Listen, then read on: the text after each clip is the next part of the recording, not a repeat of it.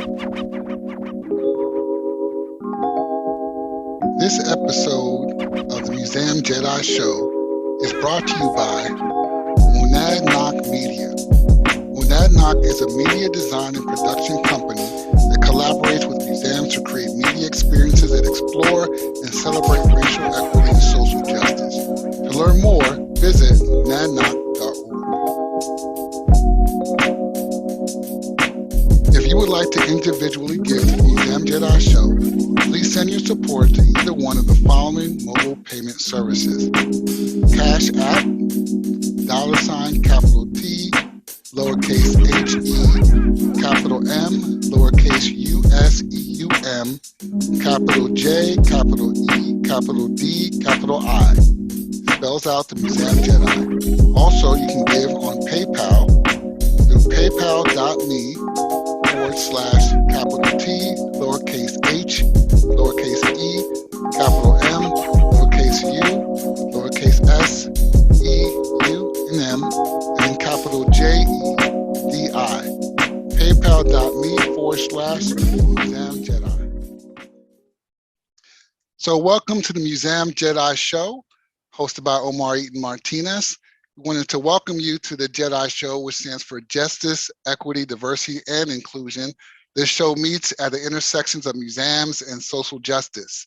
Today, we'll be meeting with the staff of a brand new center in the Smithsonian National Museum of American History called the Center for Restorative History.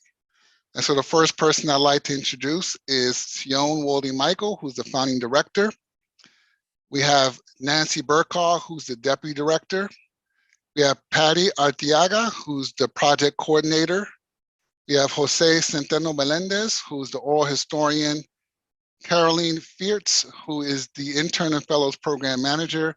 And Orlando Serrano, who's the education program manager. Welcome everybody to the show. I also wanted to acknowledge a few people who are part of this center and contribute who weren't able to join us today. That's Michael Johnson, who's the Assistant Director of Corporate and Foundation Relations. We have Daniela Jimenez, who's the archivist. We have Modupe Labode, who's a curator who supports the Movements for Black Lives, Collecting Initiative, Programming, and Research and Action Team. And then we have Magdalena Mieri, who's the Director of Latino Programs, and Sam Vong, who's the Curator of Asian Pacific American Heritage. And although we don't have the website up currently right now, just for those who want to go and do some more research, it's at americanhistory.si.edu /restorative-history. And if you get on that website, you'll see all the wonderful work and framing that they have, but we're going to get into it right now. And we're going to ask our first question to Tsione. What sparked this idea and why now? Well, first of all, thanks so much for having us, Omar. It's a real pleasure. Let me tell you a little bit about how we arrived at this work. So Nancy and I came to NMAH after years of working at NMOC, where we created the Slavery and Freedom exhibit, along with curator Mary Elliott. And through our work there, we really learned best practices in community engagement and exhibition related to some of the nation's most challenging subject matter. I think we're really proud of that work, especially for the ways that it engaged communities around the country and really transformed understandings of slavery and also Black history writ large. To do that work, we had to develop these very deep practices in community engagement, which is something that we honed over time. And that was obviously very unique because we started with no collections. A huge part of that work is about gaining trust and also showing a genuine commitment to redressing aspects of our national narrative that have been exclusionary. And so these were the concerns and also the practices that we brought to our work at NMAH. And I should say that we both made the transition to the National Museum of American History with the challenge of seeing if we could make one of the units at the Smithsonian that had come to be known as the quote unquote White History Museum actually pivot. And so that, along with a desire to hone this kind of redressive community engaged practice into an actual theory and method, is what led us to develop the Center for Restorative History. To answer your question about why and why now? You know, the work of the center is really about creating a new theory and method for community-based museum practice where one currently doesn't exist. Again, grounded in the principles of restorative justice. And so what we're really trying to do is respond to this contemporary moment of racial reckoning by offering a way for museums to very seriously contend with their past through a commitment to meaningful redress work. We know that the museum is a colonial entity and has this long history of perpetuating systemic harms that have disproportionately impacted BIPOC communities.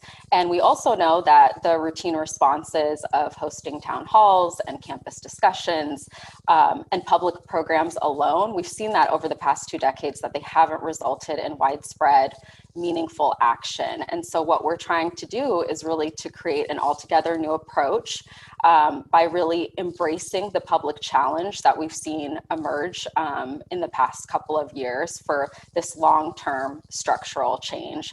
And by defining restorative practice and working with historically harmed communities, we really see our work as helping to transform not just the broader historical narrative, but really the national narrative, changing our institutional practices and privileging this kind of local community-based knowledge. Well, that's a powerful position to be in terms of really standing in the gap for all those spaces and all those people who have no voice or have voice but haven't been amplified in the same way that others have. And just for our listeners, I just wanted to share NAMAC is the National Museum of African American History and Culture. And Nancy, do you have anything to add to what Tsione shared?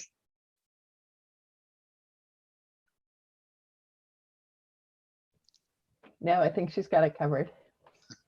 Wonderful. So, I mean, I'm really interested to know and hear from some of the other ones, maybe starting with Patty, like what made you want to be part of this center? What made you want to be part of this movement?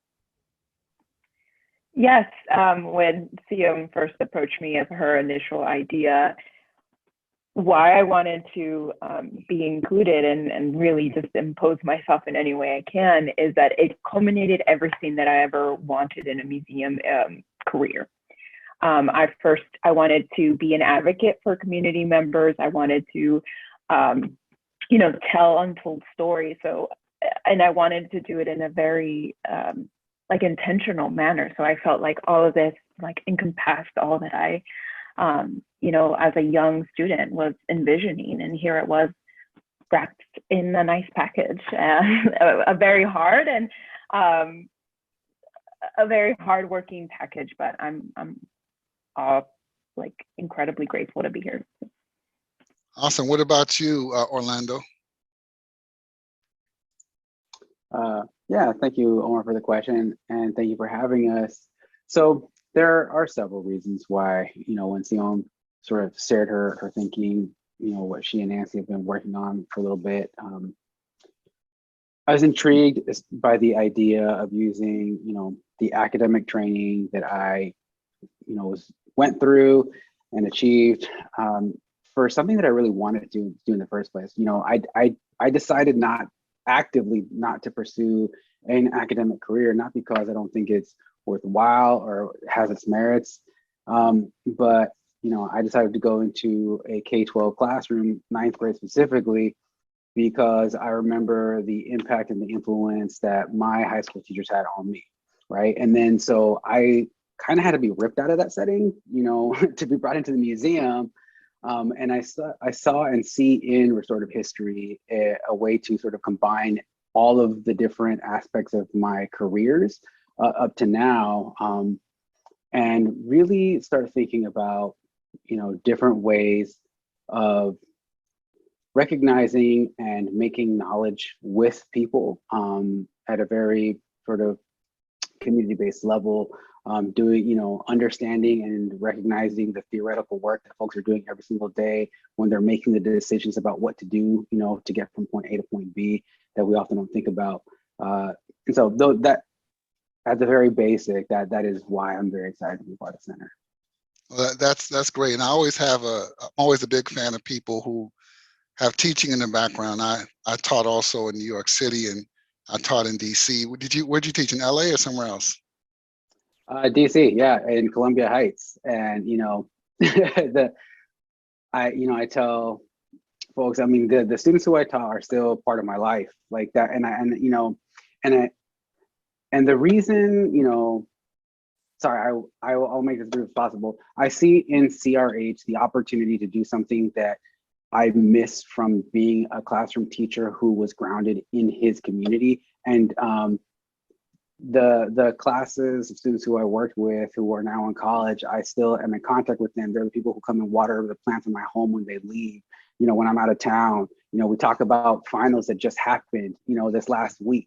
So I see in CRH a possibility to do the long-term community and relationship building that is required for, for us to live and thrive well. We have Fabiana Rodriguez is one of my favorite artists, and we have a print that she made, and it just says, "We need each other," right? And I really deeply believe that, and the mission and values of CRH exemplify, and embody and make tactical and material the fact that we need each other.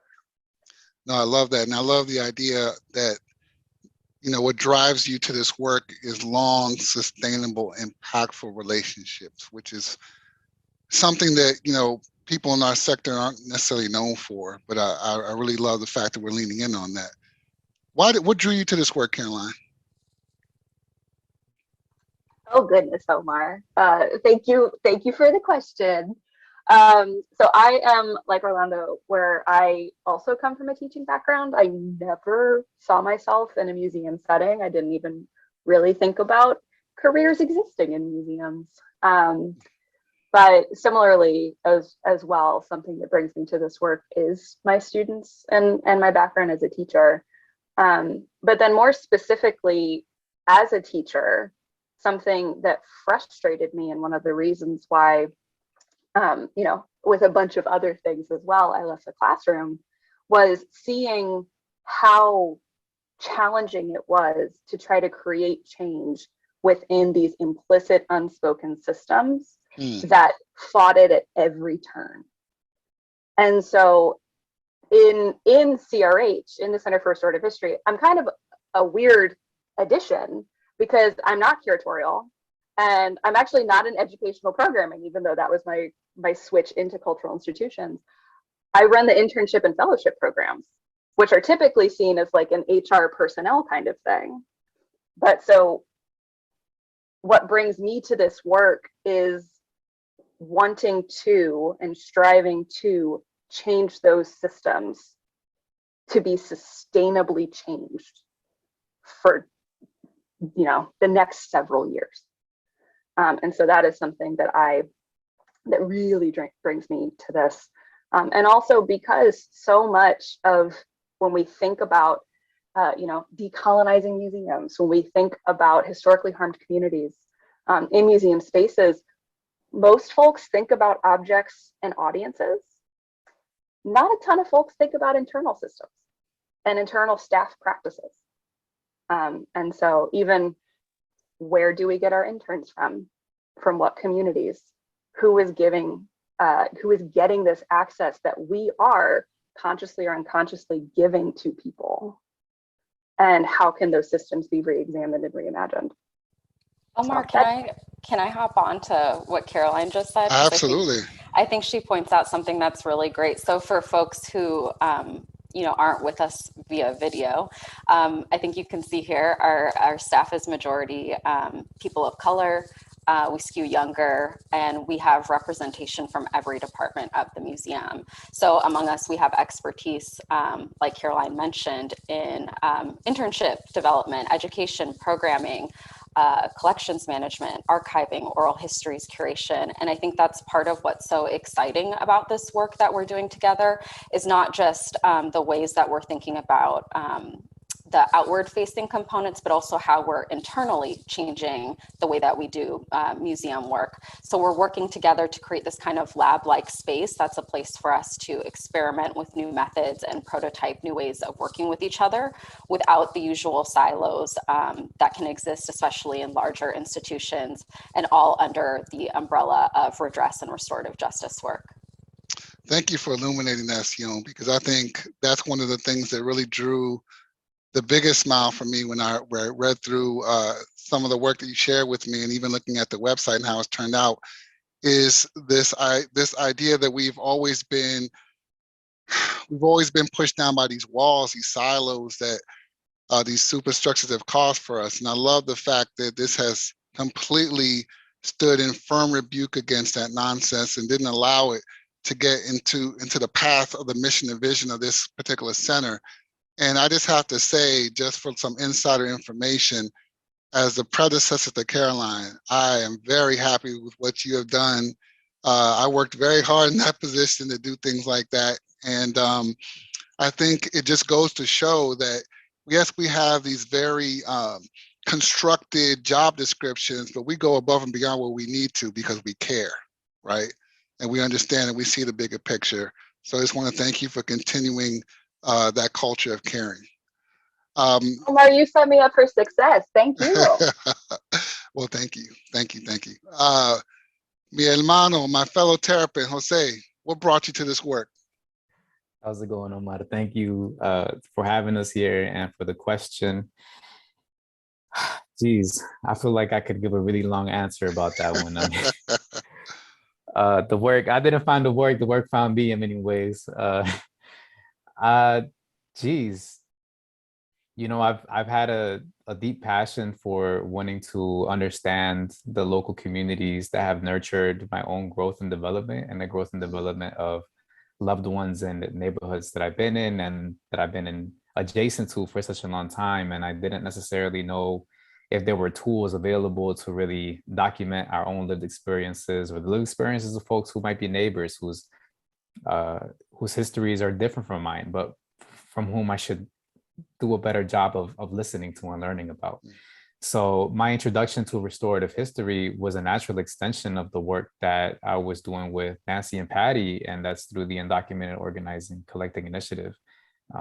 They really invited me to be a part of this team and use the oral history tools that I had been learning along the way in order to make sure that the museum does a better job of doing what it ought to do, which is be more representatives of the communities that it aims to serve.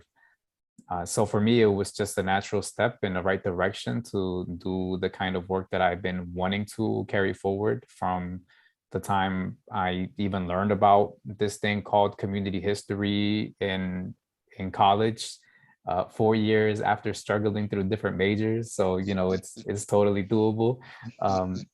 And yeah, embarking in the process of oral history as a way to, again, be cognizant of the facts that our neighbors have so much historical knowledge to share and expertise to put onto the table, that it's not just experts in the siloed walls of a museum who get to dictate what history is, but the very communities who surround it. So that's why I'm really happy to be in this space to contribute a lot of the thinking process that goes behind what restorative history is and what it can offer at a national museum. Well, you are a proud son of Prince George's County, and we really appreciate the work that you've done and continue to do. And you're trailblazing right now, and so we appreciate your work. So let's get into a little bit about the framing, these framing questions. And I know I pulled this one quote from the website where it says the Center for Restorative History projects reimagine museum practices from collections and research to exhibits and community collaboration. But preceding that statement, there's a nice little graphic of 4 questions in a box. 4 very powerful questions, but unusual, not because they don't make sense unusual, but unusual because this is not traditionally what you see from our profession. And so I'm just going to read these 4 questions and the propositions that are stated alongside with them, and then we're going to get into, you know, how we got here, right? So the first question says, who has been harmed? And then the proposition is, we center communities that have experienced historical harm and exclusion. Second question reads, what are their needs? Proposition says, we collaborate with communities that have experienced historical harms to understand their wants and needs. Third question, what are our obligations to meet those needs? Proposition reads, we produce public history that centers the voices of communities that have experienced historical harms and make a long-term commitment to community-driven collaborations. There's a trend here, okay? Fourth question, what are the root causes of harm, past and present? Then the last proposition reads, using our national collections and diverse areas of expertise, we research the root causes that led to historical and contemporary harm, which that last section I love deeply because it allows us to disrupt the traditional construct of historicizing events and understanding that the harm occurred then is the harm that is occurring now. And not separating this two on this Western construct that doesn't mean a lot to most of us. So my question is, how did you all create this process? What was the process that led you to these 4 questions and these propositions? I don't know, Tsione, Nancy, anyone help us out? Well, I think Nancy is head of our research arm, so it might be good for her to be able to speak a little bit to the work of that group, some of the mapping that they've done of the literature to date, and also you know, how we arrived at this process. And Nancy, I'm happy to tag team with you too. Okay, thanks, Tsione. Yeah, Omar, I think that it was really Tsione who set the stage for those questions, because when she was framing out restorative history, she said, we're going to think about how history can be used as a restorative justice practice. And restorative justice operates on those first 3 questions. So restorative justice is about, instead of necessarily assigning blame, it's trying to figure out how to make things as right as possible. And the way you do that is through deep community collaboration. And the first thing that you do in restorative justice is you ask other folks what harm has been done. Then you ask for their needs. Then you determine the obligations together. And what we really felt is that we could do what restorative justice practitioners say that they have a really hard time grappling with, and that is, what are the root causes? Why do these harms keep occurring? And we feel like history really is a tool for being able to examine these root causes. And so that's where the 4th question comes into play. And one thing that I really enjoy about doing this work is that you can see the root causes kind of mixing and mashing with one another. If you look at most of our projects, we're not just identity-based projects, that we're really looking at a specific harm, like with the nation of sanctuary. How has the United States become a refuge? And also, how is sanctuary operated or not operated within the United States? And Sam Fong, who works on that project, looks at everyone from the French Huguenots back in the colonial time period to white working class people to current refugees and asylees today. Also looking at recently freed people right after emancipation, and looking at some of the tent cities that developed and what is the notion of refuge, and also with Native Americans. So it's this one question that really begins to crack at, well, what is the root cause of these harms? Some are distinctive within these different time periods and different communities, but what is it about our history that produces these? And the same is true with the Undocumented Project. As you know, undocumented people come from all across the world. And so we're really looking at these particular histories through these different communities. And I think that's what's really exciting about looking at this. And, you know, you were talking about disciplines and people working within disciplines. And what we're really doing is trying to burst beyond disciplines to really focus on what is the core question. And I have to say, what's inspired me the most is really the legacy of Black Studies.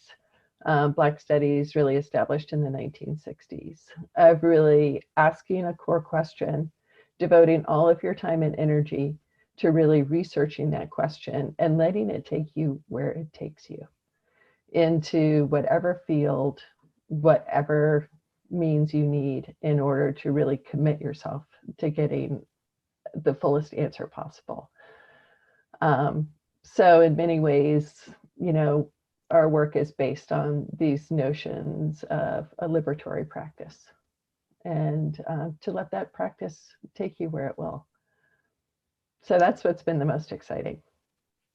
That's so important. I just remember being in the Smithsonian with you all, and at the time, Nancy, you were at the African American Museum. You came and did one of the famous Tuesday colloquiums, right? Yeah. And you were talking about some of the collecting you did around with the exhibits you were curating, and how you had to, like, well, break the rules. I mean, we had to break the rules. Yeah. I mean, you couldn't collect the way that traditionally was expected of you in the Smithsonian context, because the stories you were telling were not traditional to the Smithsonian context. And so I just found that fascinating. I love how this is a legacy or continuation of that work, and maybe some of the work that came before it. Yeah, I have to say that really the beauty of working at the National Museum of African American History and Culture is that we were starting our collections from scratch. And so therefore we got to really question, like, what is the harm of standard museum practice, of focusing on questions of provenance, only accepting certain histories as true and not really accepting the knowledge of the history keepers, the families, the individuals, the institutions who really have a firmer knowledge of their own history than perhaps the historical profession does. And that was such a joy. And that was why I wanted to come over to American history to see, can you do this within a museum that's based on those old, you know, our museum and many of our collections were collected in the 19th century. And they were sorted according to the categories that the 19th century would sort, the hierarchies between people, the distinctions between people, and those boundaries that must be maintained. But Omar, what blows my mind is that the collections themselves then start to actually force you into a certain way of thinking. They're so big, they're so mammoth, it's so hard to wrap your arms around them, that a curator, one generation after another generation after another generation, is still looking at ceramics and glass, is still looking at domestic life, is still looking at, you know, weapons and, you know, bladed weapons. I'm not sure what they're called. Sorry, Dave. Dave Miller, our curator. Please tell David I said hello. But I really do think that that's the biggest challenge for museums, is that these practices are embedded in our administrative practices, but they're embedded in the collections themselves. So how can we really transform museum practices? We're unwittingly reliving the 19th century as we do our work. What happens if we start living the 21st century? And really, this center just excites me so much because it's a way to begin to think, how would we build a museum today? And what is wonderful is that, as you stated, and others have stated, I mean, you're doing this as a collective, which is, to me, the most powerful part of it all. I can remember those, I know Nancy, you know her, but I don't know if other people know about Marvette Perez. I mean, Marvette Perez, to the best of my knowledge, was the first Latina curator in a collecting unit in the Smithsonian. And she broke all kinds of ground, but like it took a toll, you know what I mean? Yeah. Like it took a toll.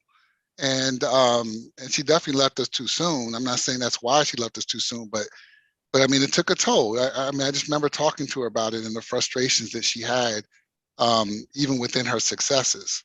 And I would argue up until that point, a lot of the things that she collected were probably marquee objects, at least so things that made me feel like a place of belonging in that museum compared to what most other people were collecting. And so it's just great that you guys have established a collective to support each other's work internally And I'm sure you're going to continue to get support externally as you continue to move forward.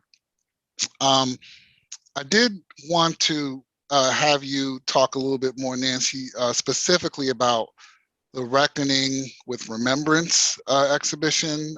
Again, another thing that's completely groundbreaking. I was able, thank you for inviting me, Tsione, to come to the opening, because I never thought I would see an object like that in the middle of Flag Hall. For those who've never been to Flag Hall, that is primary real estate within the National Museum of American History.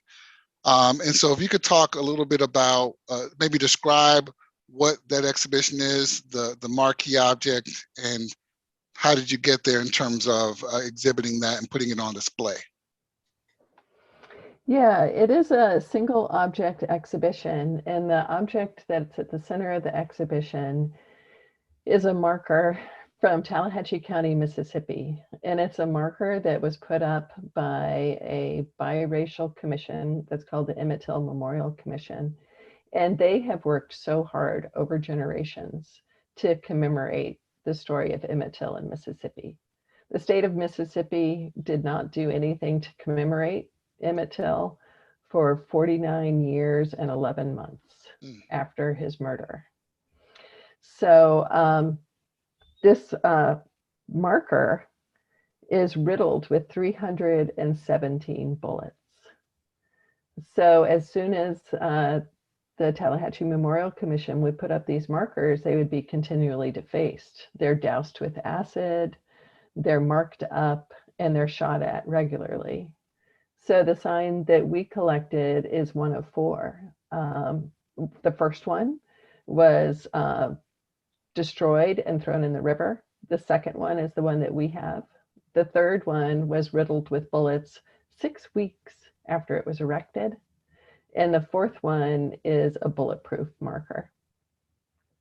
So when we saw that the markers had been defaced yet again, this was in 2019, we really were thinking, I don't know if we had the language to think about this then, but we knew that a harm had occurred in the past, but that a harm was occurring now. So why was there this contest over what we remember and how we remember it?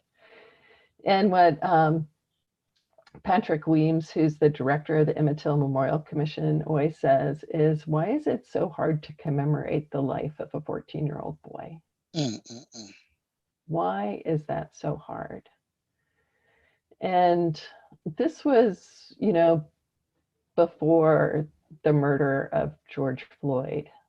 But we know as historians that there have been these murders consistently over time, that this is as much a part of the American story as other parts of the American story. So we knew that it was not just Emmett Till's life and his lynching, but the fact that this is occurring up to the present moment.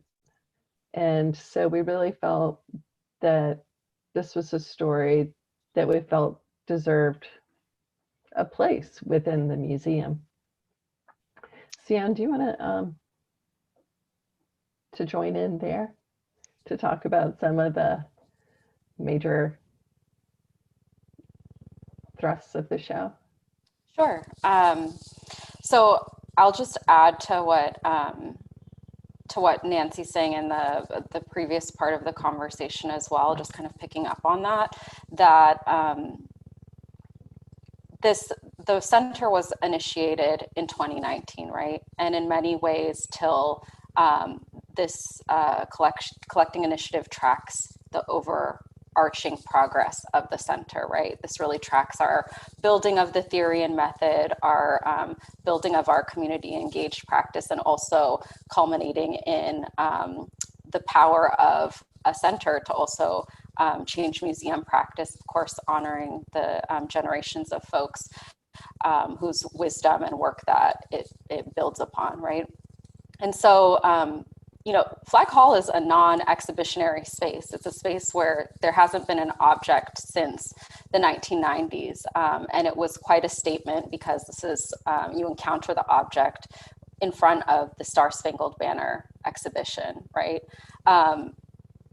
our engagement with the community of Tallahatchie County fundamentally reoriented how we interpreted that object.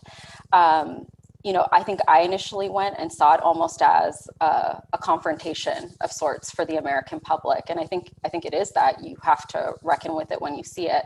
But what was so powerful in engaging with the community over 2 separate week-long trips was really hearing from them the ways that the till marker represented almost a grave marker to them. This was a sacred object, and so we had to treat it as such. And I think we really succeeded in a huge space to create that kind of solemn presence and contemplative experience. So we have some major beats of the story. Of course, first introducing the public to Emmett Till, who he was, his fateful trip to Mississippi, and the warning that his mother gave him, but also connecting that warning in our final label to the present day. The fact that, you know, the same warning that his mother gave is something that is still very relevant for young Black people today. We also shift from a story that often spotlights Chicago to really talking about what happened in Mississippi after Till's lynching, which is that there is this tremendous and amazing history of collective action that folks don't really know about. So while people were fighting for basic rights really led by the Black community of Tallahatchie County, you know, access to fair housing, you know, better education, clean water. Also on their political agenda was preserving Black history, because they understood that to be remembered directly had an impact on their human rights. And so it's this incredibly powerful story about contested memory and the politics of memory. And we see that also in our third beat of the story, which is where we really unpack, like, what is it that our nation chooses to remember, and what is it that we choose to forget? And you see it illustrated quite poignantly on the ground in Tallahatchie County. So not only are these markers defaced, but also you see the way that the courthouse has had money poured into it to be preserved, while the storefront where Emmett first met his accuser is completely dilapidated. You know, it looks like it's in ruins. It's just a shell of a building. And money was actually taken that was meant for preservation of that site and put into a site that had no historical significance, a gas station that was, you know, years later, after the decades, in fact, after the fact. And so, you know, it was, you can literally see it on the ground in Mississippi, that intentional process of forgetting and erasure that's happening. All the while, Black folks for decades have been pushing to make sure that the history was remembered. And so those were the aspects of the story that we really wanted to make palpable to the public. And of course, we went about this show in a very different way. We did it through our restorative history methods, which relies quite heavily on co-curation and co-creation with communities. So every single word on that label, every single design feature, every single word on our website was co-created with the community of Tallahatchie County, Mississippi. You know, which we're incredibly proud of. People talk about co-curation all the time, but the degree to which we were able to collaborate, I think, was unusual. And I think it resulted in a really successful show. Absolutely. And I love everything you're saying, especially as it illuminates the connection of again, it's not just a marker of something happened in the past, but all the things that happened to the marker itself, along with the collective action that led to the creation of the marker. So it allows for more of a through line of what's happening with racial violence from the moment of the murder up until today. The fact that it was shot at or destroyed as recently as 2019 should be hopefully a wake-up call for a lot of us. You know, I think about Donald Glover, AKA the Childish Gambino, and his song, "This Is America." And that's all I can think about when I hear this, you know. And then we have people, when they think about America, they conjure other images that are really almost in direct opposition of that. And so it just gives us an idea of the type of dissonance that we have amongst Americans, so that we can start to bridge that gap with historical evidences and really restorative curation in the way you guys done. It's amazing. I'm also really happy with the curatorial choice of putting Spanish language on there. It was something, as my family from Puerto Rico, being able to see that on an exhibition like that, not on something that's supposed to be Latino focused, but something that obviously you all carefully curated and were able to work with the leadership of the museum to bring into that important space in the museum, and to have a Spanish label on it means everything. And so I was really happy to see that you all are able to make that happen. I wanted to go on to another project under the center, Undocumented Organizing Collecting Initiative.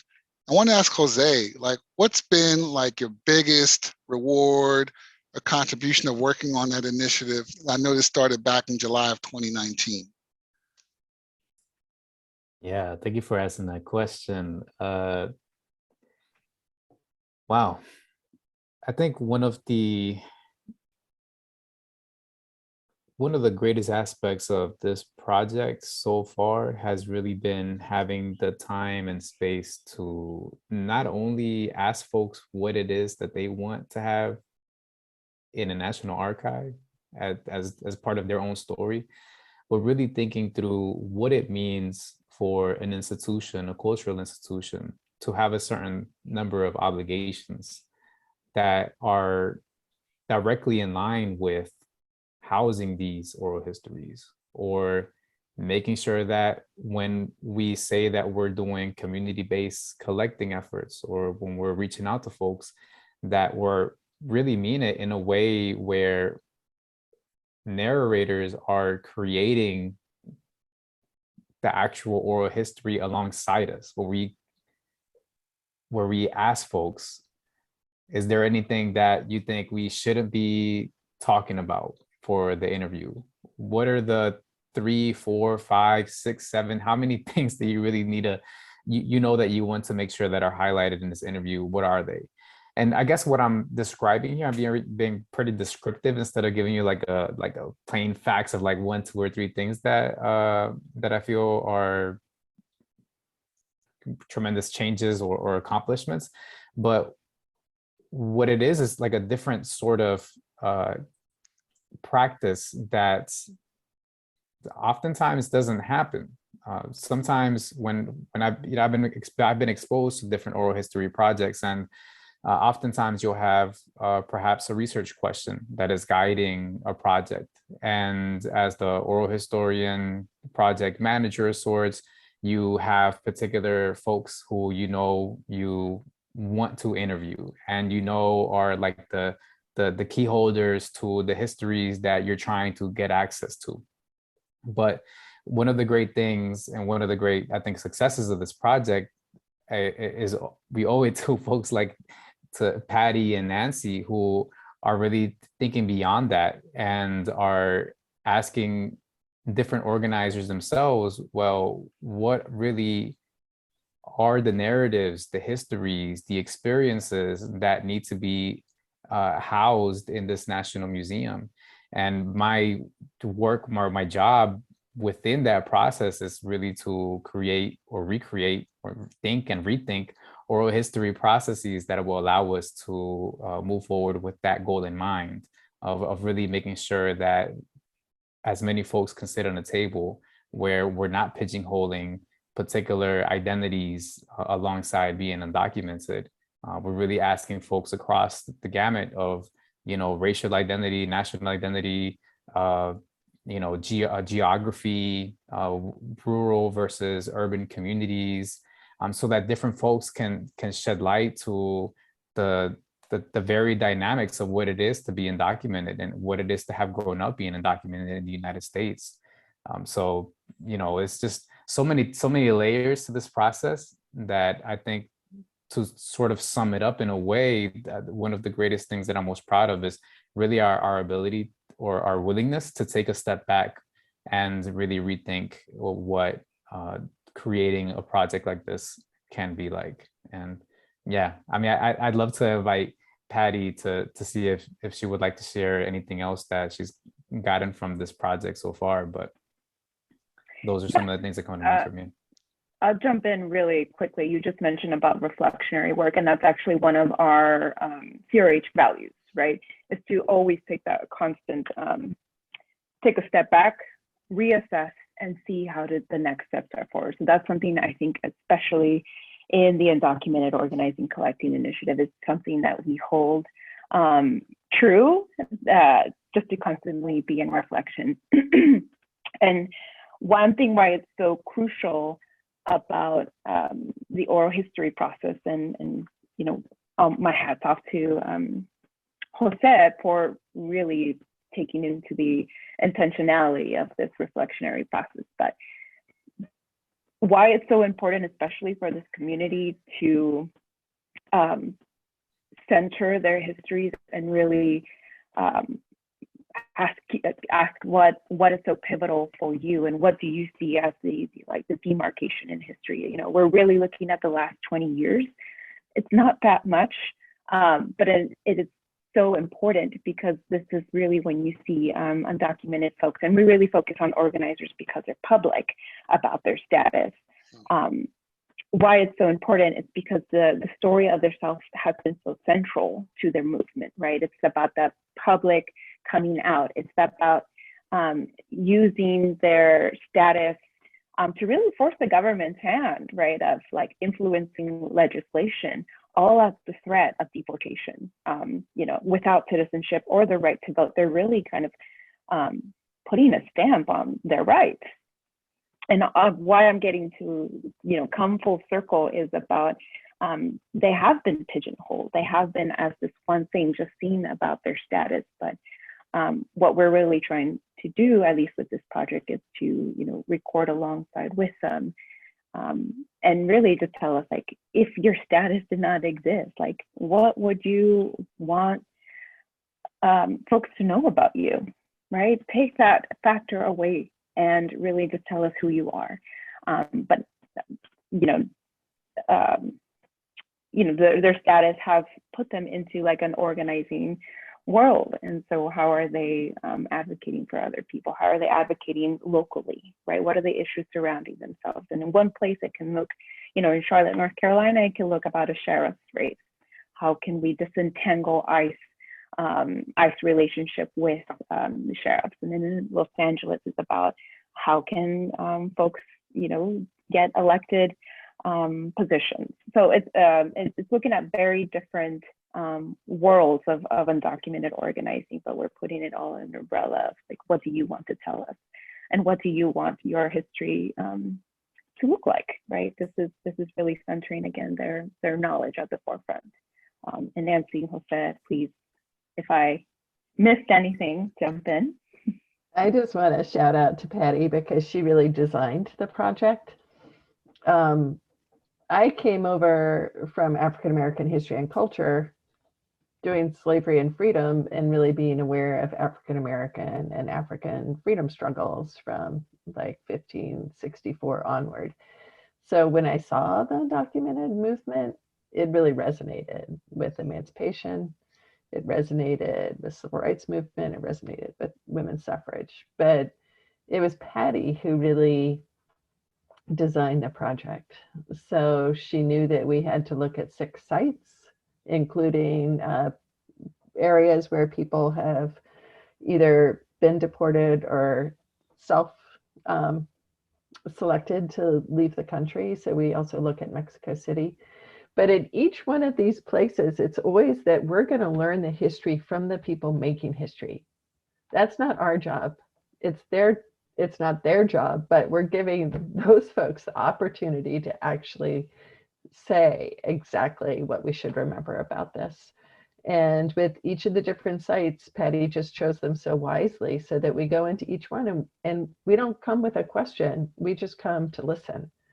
And we always spend a lot of time listening, and then we come back and then we call people back up again and we say, this is what we think we heard. Is this what you really were saying? And I just think it's really the most satisfying team that I've ever worked with, because I think that we all come with that same heart, that this is not about us. This is about listening. This is about ensuring that these voices make it into the historical record. And one little thing I always say, Omar, that it's like if we could actually go back and talk to all of those people back in the 17th century, 18th century, 19th century, what would they tell us? And how different would our history be if we could actually speak to them? You know, what would Sojourner Truth really say about what her liberatory practice was? Right. You know, that instead we just have little bits and pieces. But here we have a time where we can really commit to this. And so I'm just really honored to be working with both Patty and Jose. Well, I just want to thank you all for sharing that. Patty, the work that you're doing resonates greatly. I want to thank you for your leadership on it. And it does resonate with me for many different ways. I mean, right now, some of the work that I'm doing, we're really starting to illuminate the undertold story of the history of freedom suits. We have the enslaved suing the enslaver for their freedom. And the reason why what you just shared with me in terms of the undocumented, it connects is because it's just a demographic that people assume that they have no agency or no will. And now this completely destroys that, disrupts that very archaic and really uninformed trope. And I just love the way that this work is turning out. Is there anything else like special that you think that this project has contributed to your own understanding, or just to the center specifically? Sure. One thing that this project has really been helping us rethink is the question of consent. So really thinking through, again, we're operating within these institutions, cultural institutions, whether they're small or large, how to operate within legal boundaries and different tools that are used in order for you to be able to go about your business and carrying forward projects. And oftentimes folks are, when you sit down with someone to do an interview, you present them with this consent form, and that'll be like, all right, you signed this dotted line. And after that, like, everything that happens in this transaction now belongs to the institution that I'm working with, and we'll see what happens from there. And sometimes folks don't hear back from you again. Sometimes they never get to hear their interview, or they just don't know what happens with their belongings, with their story.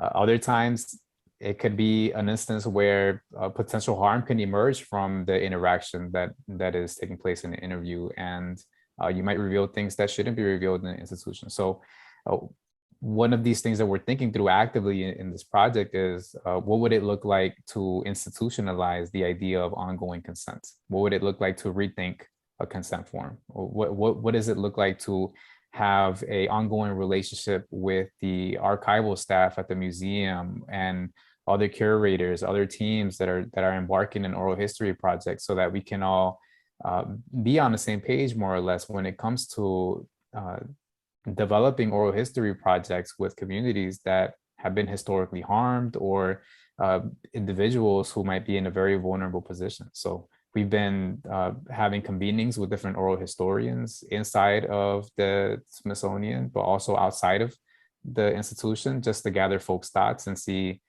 if we're moving forward with the project in the most ethically informed way as well. That's amazing. Just incredible work on all accounts. Let's see. So we've talked a little bit about through something that Nancy shared earlier about the nation of sanctuary. I know some of this work I'm anticipating is doing a lot to disrupt discriminatory practices and xenophobic attitudes. But I am a little bit curious because I feel like the way it was described and the way it's described by what Nancy said, the way it's described on the website, it really covers many different demographics. And I wonder if there has been any thought to what that looks like for people who were born as American citizens or become expatriates. So what does that look like? What's the sentiment there? Is there any, has there been any thought to connect those two profiles?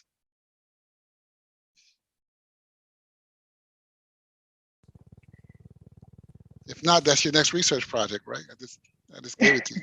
Well, I see that. Oh no, to my knowledge, no. But I will add, while not in the similar vein, what we're doing for the other project of undocumented organizing, Nancy mentioned, we do look at folks who have been either self-volunteered to deport or deported by the government. And so that connection of like holding the US still in their heart as their home, they view themselves, obviously the famous saying of like, ni de aquí de allá, but still in the similar, as you were mentioning, like, yes, feeling part of like their home is concentrated in their community, which is in the United States, but they are no longer there. So I think I just deviated from your question, but that's an interesting arc of that we're at least trying to do, right? Of seeing where home is in an international sense. So like with the Nation of Sanctuary, is this more of a programmatic initiative or is it a collecting initiative? Is it something for K through 12 or is it something that covers like everything? It's really going to cover, oh, sorry, Patty. Go ahead. It's going to cover everything. So it's really a research project by curator Sam Fong. And so he'll really be, thinking through what does the word sanctuary mean and how has it been defined, by really grounding it in how communities have been defining it in either the presence or absence in the United States. And then I think he's planning an exhibition and he's planning all sorts of programmatic as well as education tools as well. Awesome. All right. Well, I was really interested to know about the other projects as well, including the Movement for Black Lives Collecting Initiative. So I don't know if Tsione or Nancy or anyone wanted to speak to what that is and what's the status of it so far. Yeah, thanks so much for asking about it, Omar. So the Black Lives Matter Collecting Initiative is something that's still in its very early stages. It started off as a project that was really focused on what the Smithsonian does best, which is collecting history as it happens in our backyard. So, as these uprisings were happening across the country, we turned to Lafayette Square Park in Washington, D.C., and participated in a joint collecting initiative with the National Museum of African American History and Culture, along with the Anacostia Community Museum as well. And what we knew, though, was that we didn't want that to be a single collecting event, which is, typically what happens, but that's not how we approach our work through the lens of restorative history. So we said, how can we use this moment in 2020 and have that grow into a broader commitment to partner with activists and organizers to really document the longer history of the movement for Black Lives from 2012 onward. So this is really a project that is early in its inception. We're beginning initial conversations with folks to really think about, the process that we outlined, really talking about what are the harms, what are the needs, what are the obligations. And a feature of our work that we also didn't get a chance to tell you about as of yet is our focus on mutual capacity building. So really thinking about resource exchange. And I think we're just beginning to see how this will be a feature with this project. So, real mutual capacity building work, we believe, has to be founded on that resource exchange, which can look a variety of different ways. Obviously, our capacity as a museum is built up by the local knowledge that we receive from folks, their everyday lived experiences as well. And so we hope to move forward in working with organizers around the country to collect and co-curate and build capacity. And part of how we're initiating that is really asking, what can we provide organizers over the next few years in our role as a public history institution? And the things that people are asking for help with, it's really inspiring, and it also skews towards our area of expertise as public historians, which is that they're really seeking to figure out how to preserve their own histories. They don't always want to have to donate. So thinking about how can we help them with learning the craft of how to create their own oral histories, or how can we provide videography of personal accounts for free or offer focused trainings.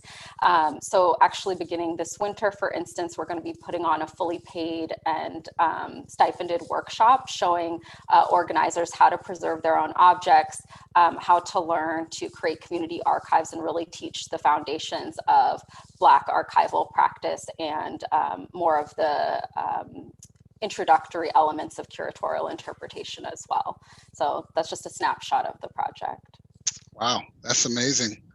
That's amazing. I know there's been a lot of movement to connect with prospective professionals, whether it's through interns and fellowships and other people who are changing sectors like I did. I started off, as we've shared earlier, in K through 12 and went into this field. So that's amazing that that's happening. And I think that's a fair segue to, might be my favorite part of this, is the GPEP alumni internship. I don't know why, but something tells me it's pretty groundbreaking. And I have to share that in another conference that I was asked to speak at, I did talk about it a bit. And it's just amazing how people responded to this part of what I said. A lot of great stuff. When I talked about that, it was got a lot of great response, a lot of questions, and for me, is one of the best examples that I can think of social justice as a framework, in the sense that you are removing barriers, right? We're talking about diversity, we talk about equity, accessibility, and inclusion, and really, although those things can produce things that are, good, those things are not removing barriers. They're just telling you how to work within those barriers and get something out of it that we all like. But with social justice frameworks, you're removing barriers that really allow you to reconstruct or develop something brand new that's much more equitable and much less harmful to the communities that it says it serves. And so I love the GPEP alumni internship program. So please, Caroline, talk to us about how that manifested and how it's going, and what are some of the big takeaways so far? Sure thing, Omar. And I think I know the reason why you're so excited about it is that it was originally your and Tsione's idea. So something like that, goodness. So a little bit of background on this. When I had switched from being a contractor to an employee at the National Museum of American History, which, goodness gracious, I believe was back in fall of 2019. Tsione was like, hey, I have some questions for you. Can we go out to coffee? I was like, yes. And as we're talking, Tsione got a vibe and was like, I feel like you might be interested in this idea that Omar and I had. And it was what is now known as the GPEP Alumni Internship Program. And so it's taken a lot of work, and it is something that I am so incredibly proud of, and I'm so grateful to Tsione for inviting me to be a co-founder of this program. So to clarify just a little bit, GPEP stands for the Goucher Prison Education Partnership. It is a collaboration that Goucher College in Maryland has with 2 different Maryland prisons, in which folks, while they are incarcerated, can apply to be part of GPEP, and once accepted, are enrolled in Goucher College classes. This is unique because a lot of different carceral systems have classes that folks can take. However, this is a program that these folks are taking Goucher College classes. They are held to Goucher College standards. Tsione was a professor at GPEP. And it is truly transformational, and has been, you know, the recipient of several different awards. And so one of the reasons specifically why we wanted to work with this population, right? So the Goucher Prison Education Partnership alumni internship program is folks who have served their time and are now going through reentry, right? Reentry back into civilian life. And one, this is redressive work in that museums and academic institutions have historically and continually profited off of things like prison labor, right? There are these direct connections to the ways in which we as museums have harmed this community. And that's not even getting to exclusive practices, right? Like we've also got that going for us too. And so when it comes to this work, it is not only a program that focuses on inclusion and equity, but it is also one that focuses on redress, which means that it takes it an extra level of care and thoughtfulness. So our interns through the GPEP Alumni Internship Program, again, are folks who are reentering, and they have academic backgrounds, right? They have taken college classes, and there aren't a ton of opportunities for folks who are in that very unique situation to find, you know, professional opportunities that align with what they really want, which is challenging work, which is places where that support creativity, support thoughtfulness. And so here we are at the National Museum of American History. In this redressive work as well, we've had to think very, very considerately about systems and barriers.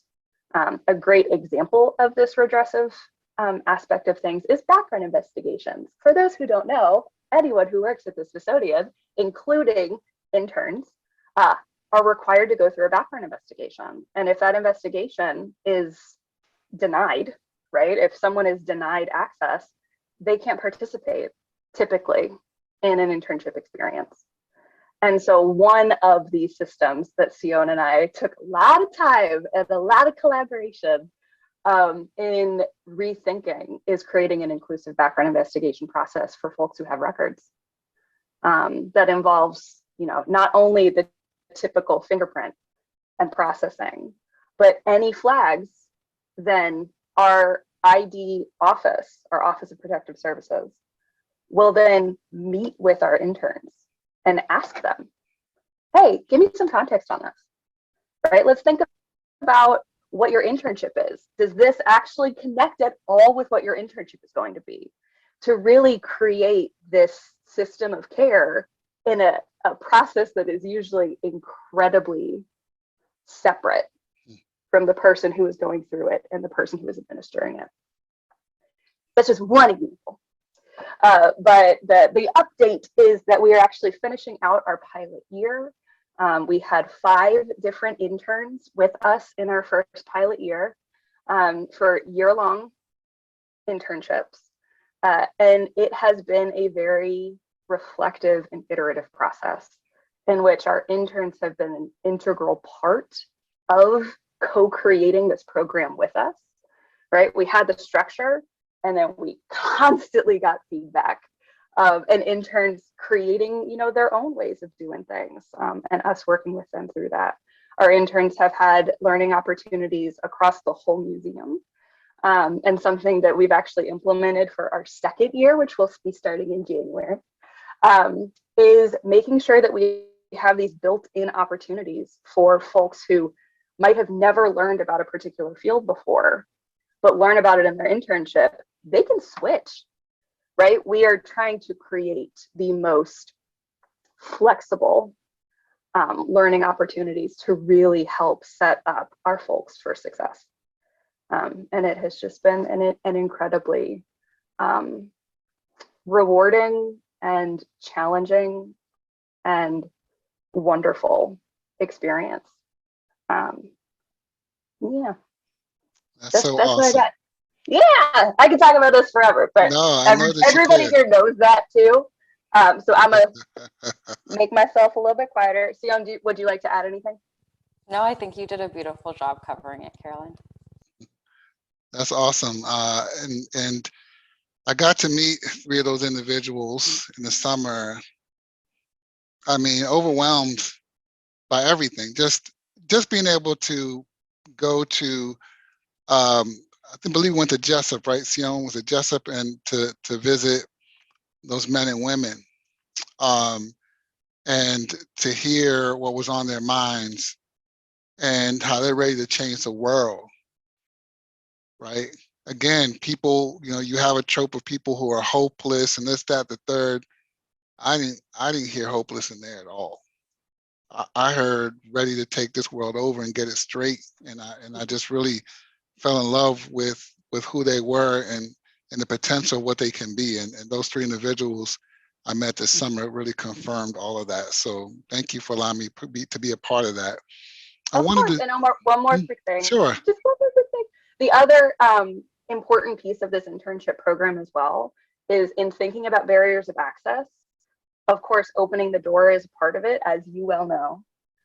But and critical part of the GPEP alumni internship program is also then the support throughout the experience. Because so often folks are brought into spaces for diversity and inclusion, and then are continually harmed within these spaces that they have been brought. So that you got the numbers, but you don't have the retention. You don't have true inclusion. And therefore, you aren't achieving equitable access whatsoever, because folks are going to leave and folks are going to be pushed out. And so with this program being incredibly intentional about mentor training, mentor support, intern training, intern support throughout the internship and post-internship as well. I just wanted to throw that in there. Thank you for letting me do that. Thanks for not letting, I didn't want to gloss over something like that. That's super, uber important to acknowledge. And because what we can do, as you all well know, is we can set somebody up and spit them right back out, and they end up being worse than they were before. And I'm talking about anybody, not just GPEP, anybody who does an internship and research fellowship. If we don't create a space of community and belonging for them, we can really do our institution a disservice and ultimately the community. Orlando, so I understand that you are leading the center in this rethinking of educational products and programs for the year to come. Is there anything in particular that you are excited about in the near future? Yeah, thank you, Omar, for the question. So yes, lots of things. You know, as a classroom teacher, one of the more exciting aspects of learning with and making knowledge with students is that I got to do it every year, every day. And, you know, I am being really intentional in the use of with, because, you know, my sort of like training or coming to education is routed through lots of different ways. One of them is definitely through the Black tradition that Nancy has alluded to earlier. And so the reason, full disclosure, why I went off camera is because I was collecting a bunch of books, and I've been trying to sift through right now which ones I'm going to actually show you all. Anyway, all that to say is, you know, and another part of it is, you know, in learning about educational theory, pedagogical theory, incorporating things like culturally responsive pedagogy, right?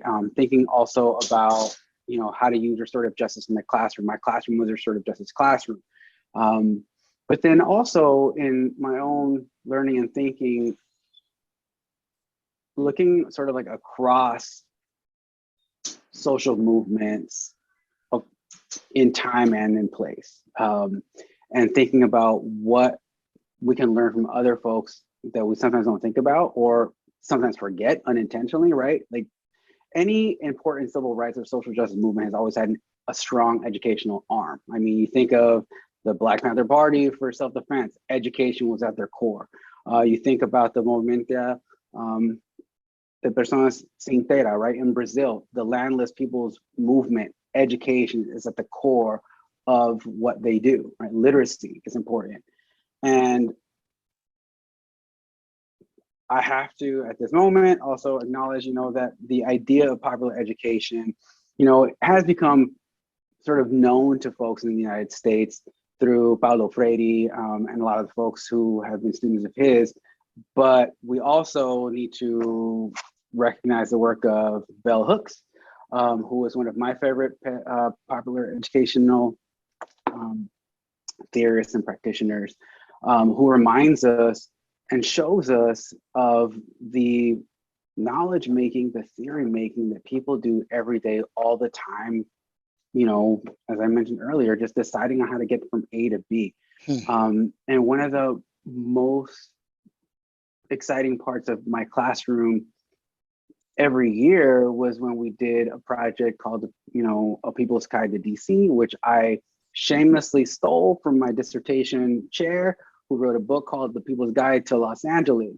But the purpose of it being for these young people who I got to work with every day and learn with every day to understand that they are mapping their city every single day. They are understanding sort of like the urban planning that goes into the bus routes that they take every single day, right? That they are understanding and that they're coming in contact with the state at various times throughout their day, and they're negotiating how they want to interact with the state all the time, right?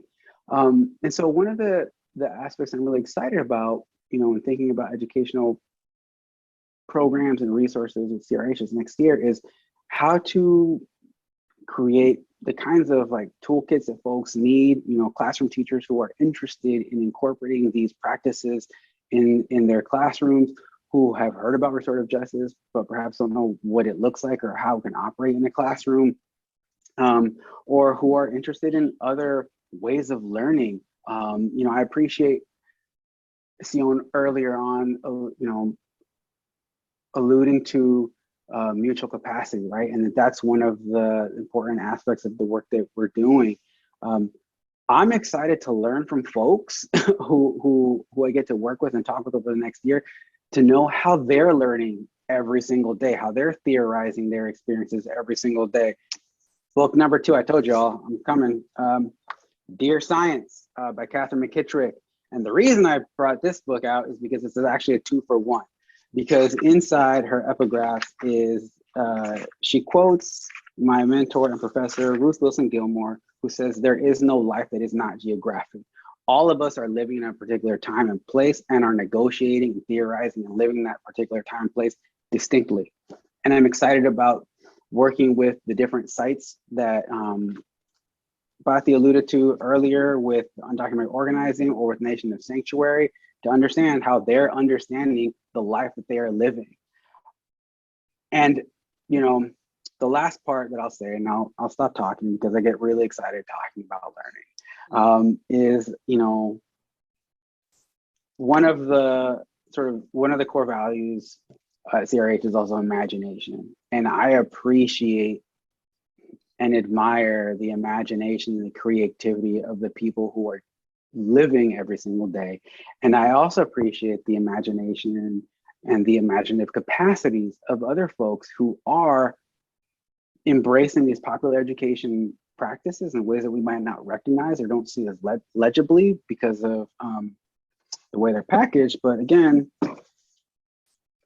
Black Futures, another book that I recommend you all check out, because what reminded me of this is Tsione mentioning the learning how to archive your own history. Like, there are great ways that we can work with and learn with communities, and there are lots of examples out there who are contributing and who we have been reading as part of the research team. So Omar, I'll talk a little bit about that right now as well.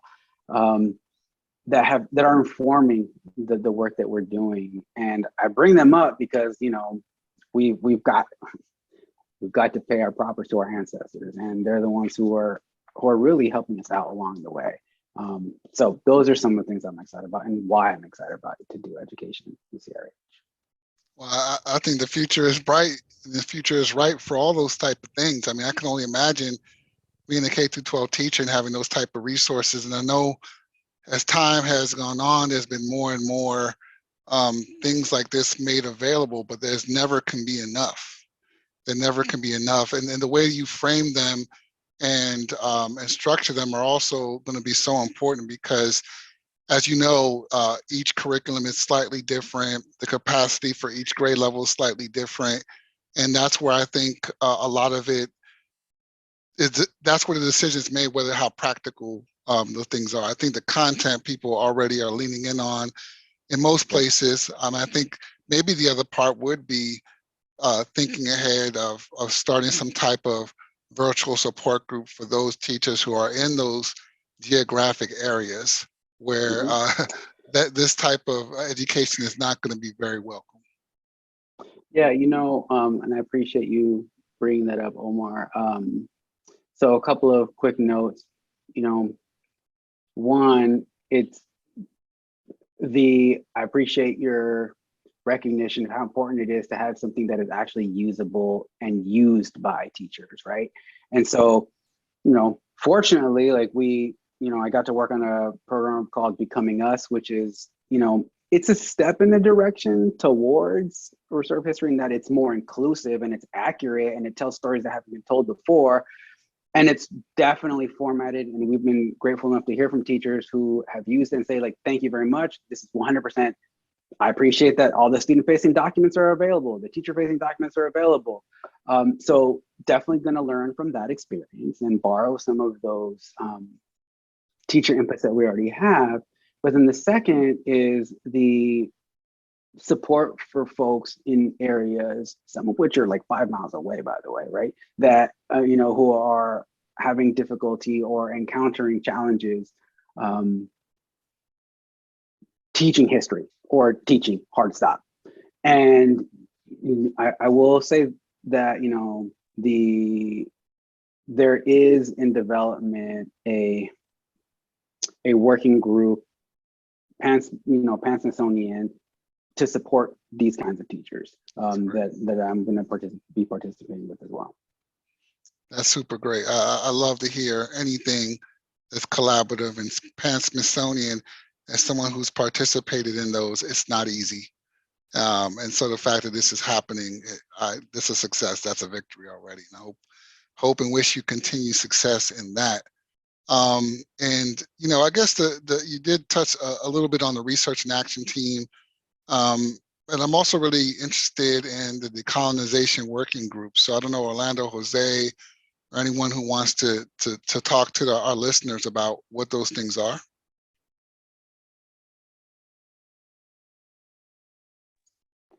I'll start, but then I'm gonna hand the baton off because I'd like to hear what Jose and Nancy are going to contribute as well.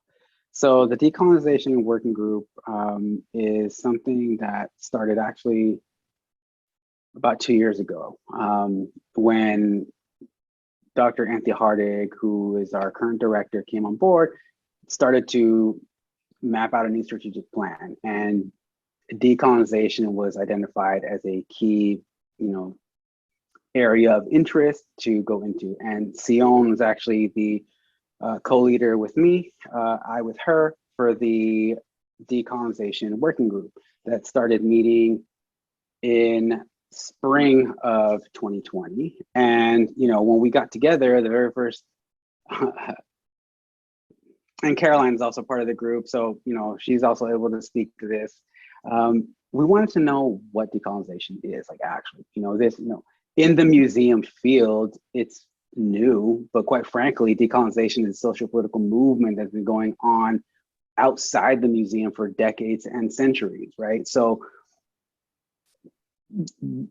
much respect to other cultural institutions who are engaging and struggling with this term right now, but we need to recognize the location at which we are entering, right? And so we wanted to really understand this. And, you know, one of the first piece of literature that we read was the seminal essay by Eve Tuck and K-Wen Yang, Decolonization is Not a Metaphor, who, this makes me really happy because they're also teachers. And this was in an education journal. But it's just simply that, decolonization is not a metaphor. It is very literal. It means ceding lands back to the original custodians and stewards of this land.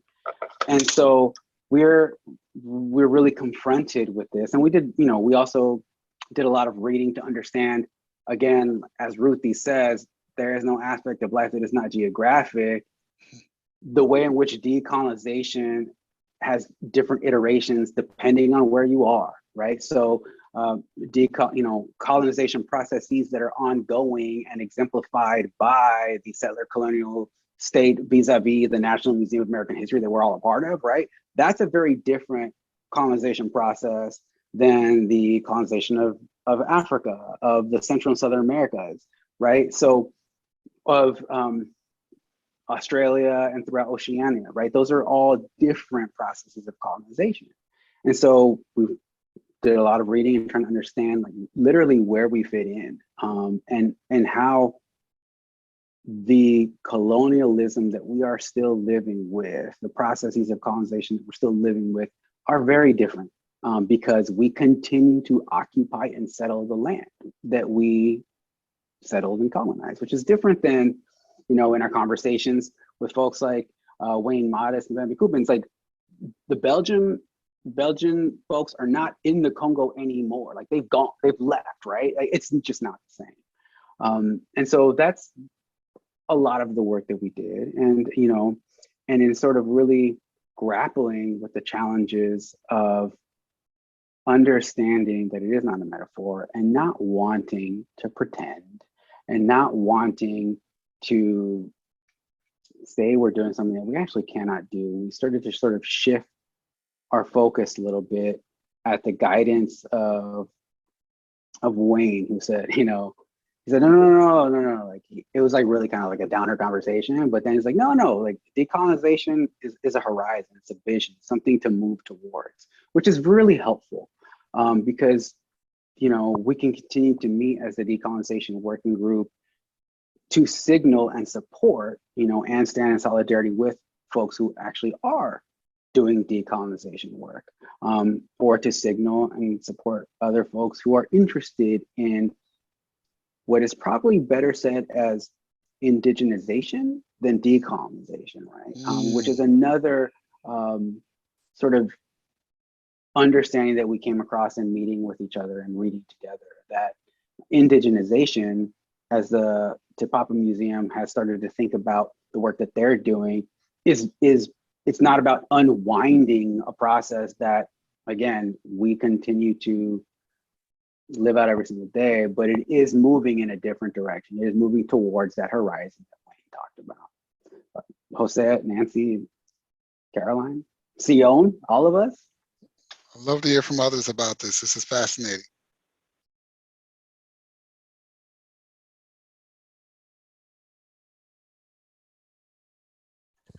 I have a phone ringing in the back, so I hope you all can't hear it. But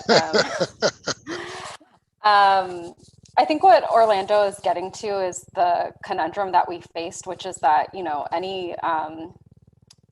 of course, when you hear the term decolonization, I mean, it sounds like something we should all be doing, right?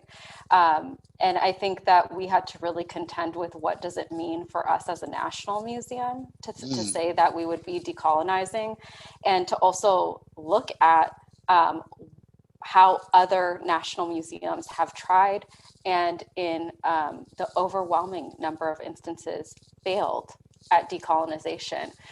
In fact, I think the most successful models have really been in places like New Zealand, like Orlando has mentioned, where they were created by actual acts of legislation, which is a very different way to go about doing this work and engage. And so I think what we ended up settling on after this time of deep study together, but also engaging with practitioners like Orlando mentioned across the globe who have been wrestling with this idea of decolonization, this very flexible, slippery term that has, it's tough for folks in the field to really pin down and define, right? And after spending a lot of time with folks who have been wrestling with these issues from a variety of perspectives, we really settled on the fact that we want to be able to move towards that horizon, right? So we can do work in the spirit of decolonization, but in thinking about our actual location and grounding ourselves in Native scholarship, really pushing ourselves to say, what are the things that we can actually do under a rubric of decolonization, and what might be better claimed under a different rubric, perhaps redress and restorative justice. And really, this all happened, as Orlando mentioned, during a pivotal time for the museum when we were, just creating a new strategic plan, and with it, a new tactical plan. I should mention, this is to date, or was to date, the Smithsonian's first ever tactical planning working group, trying to really examine how we can restructure policy. And what we all landed on as a group was that there are things that we can do in the spirit of decolonization and policy changes that we can make.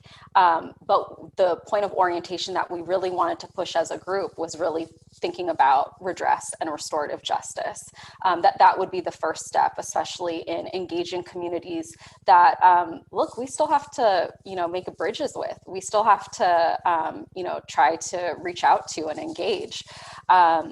In identifying the harms, talking about what the needs are, and then understanding what are our obligations as an institution, not just to these communities, but also in terms of how we reevaluate our own institutional structures and think about changing them as well.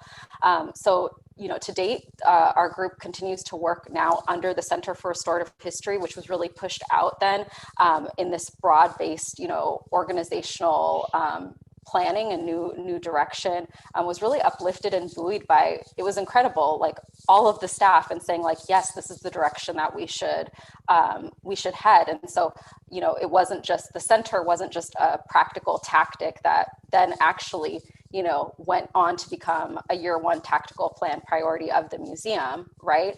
Not just from the decolonization working group, but actually across all of these different tactical plan working groups, right? Which was incredible to see the ways that there was that kind of, collective interest and solidarity in moving in this direction. And so, we continue to operate under the name Decolonization Working Group, thinking about best practices, not just for the museum, but also to continue to engage with folks across the globe doing this work as well. What's amazing to me is what you can accomplish when you give yourself permission to do so. I mean, it's just amazing. I've just encountered this in every part of my career. When someone gives themselves, either as an individual or as a collective, permission to do it, it gets done. We're always waiting for someone else's permission. It doesn't get done. So Omar, I think it's also about who's doing it, right? And I think that's like what's so cool about all of these groups that we're talking about, like the Decolonization Working Group, the broader center, when Caroline talks about the internship program, like these are not individual projects just operating separately. Like we are all in the same room, coming from our specific areas of specialization that often don't get to meet in the museum. And we're researching together, and we're challenging each other, and we're asking tough questions that, frankly, we might not otherwise think about. And, if we weren't in that room together, and we're arriving at a better product as a result, and we're arriving at more thoughtful ways to engage communities as well. Caroline? Yeah, thank you. Just to add a little bit more. Also, my internet connection is slightly unstable, so I apologize if I break up a little bit. But one piece of the Decolonization Working Group that is also so important to me, and something that has helped transform some of my practice as well, is really interrogating the idea of power. And so, Tsione and Orlando mentioned that we're working on reaching out to different Indigenous communities. right? A lot of spaces that are working from a decolonial framework start with reaching out and saying, hey, we want to do blank. We want to do a blessing ceremony. We want to do a land acknowledgement. We want to put a plaque on the wall, right? The approach that we have taken is we're going to gather our own info. We're going to figure out sort of where we are coming from. And then we are going to go and listen. Similarly, and grounded on the same way that undocumented organizing and collecting initiative approaches, coming in and listening. So that is one thing. Something that I talk a lot with the interns about is that there's a difference between inviting people to the table and breaking the table down. And so that's something. And then the other piece with Decolonization Working Group is that in so many different museum spaces, these conversations are happening only in curatorial or only in programming. And something that the Decolonization Working Group we're working towards is Magdalena and I have named ourselves the Education and Transparency Committee of the Decolonization Working Group, in which we give updates to the museum. In November, we have a bulletin for inclusion, diversity, equity, and access resources. And we did a dispatch from the Decolonization Working Group to update the museum on readings that we've done, questions that we still have, conclusions that we've made, in order to make sure that this knowledge is not just staying within our group, but is instead shared across the museum for them to be able to be invited to participate, to reflect, to question.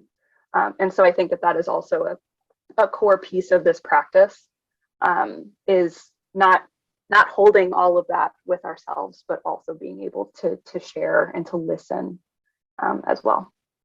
One quick note, Caroline just reminded me, like the CRH, the Decolonization Working Group is composed of folks from all departments. So it is also, you know, audience and engagement, curatorial, collections, Obras, like we're trying to work through and in spite of the silos that have been created for us to really think together on how to do museum work differently. Wow, this is incredible work.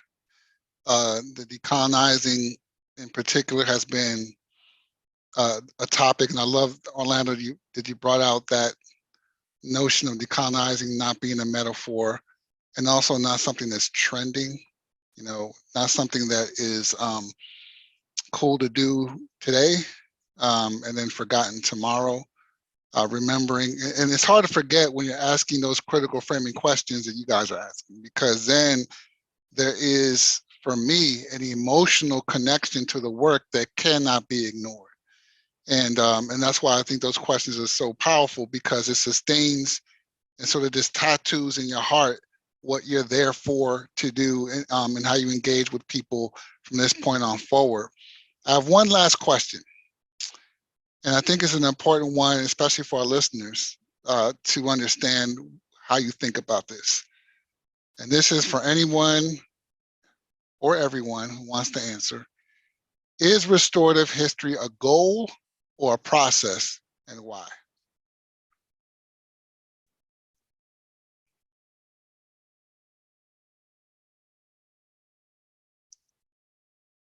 Take a moment, take a moment.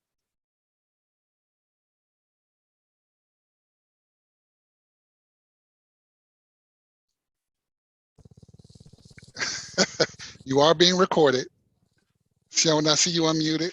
Yeah, but I want to also give my colleagues a chance to sit and reflect too if they need more time. I mean, it's a process. Yeah, so I think that's just sitting here being like, it's a process. I think that's right, Caroline. So, you know, what we've really outlined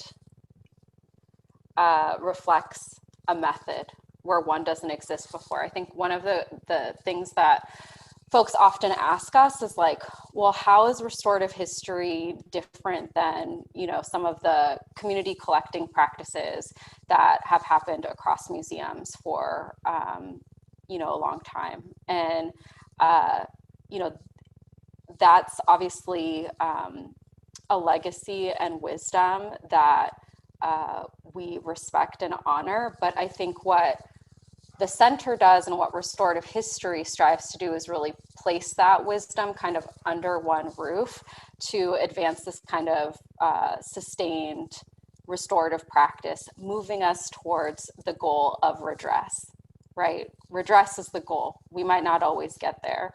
And we really see restorative history then as a tool in a broader toolbox of museum practice that is grounded in these principles of restorative justice that give us the process, that give us the method that isn't always so clearly outlined, that folks have been, you know, taking from, pulling from, gesturing towards for a long time.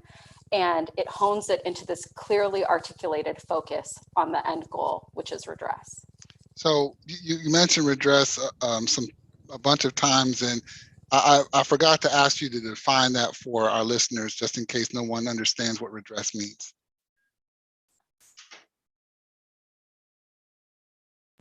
Who wants to take that one?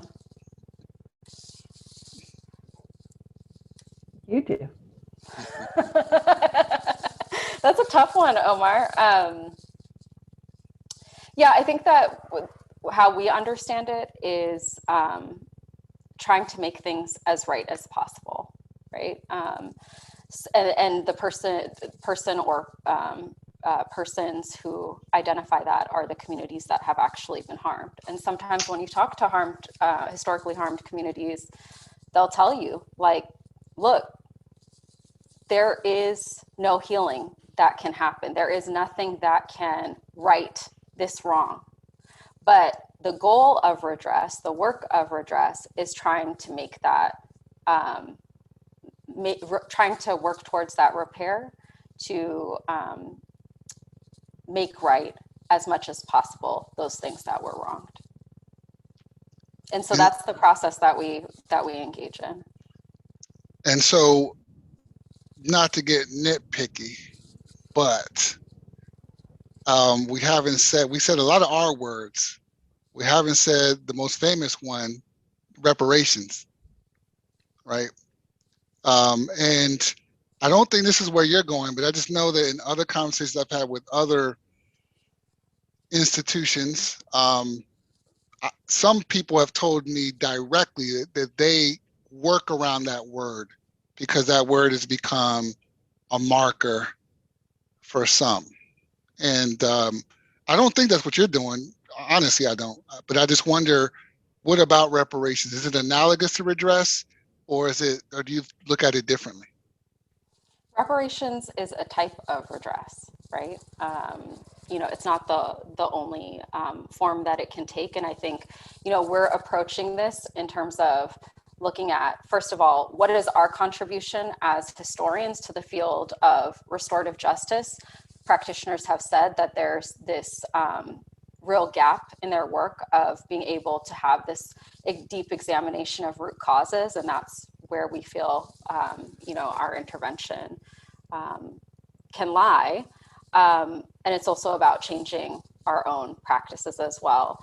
So with the, you know, reparations, of course, you know, that's something that's under this broader understanding of redress work, you know, and there are folks who have been at that work quite admirably for some time.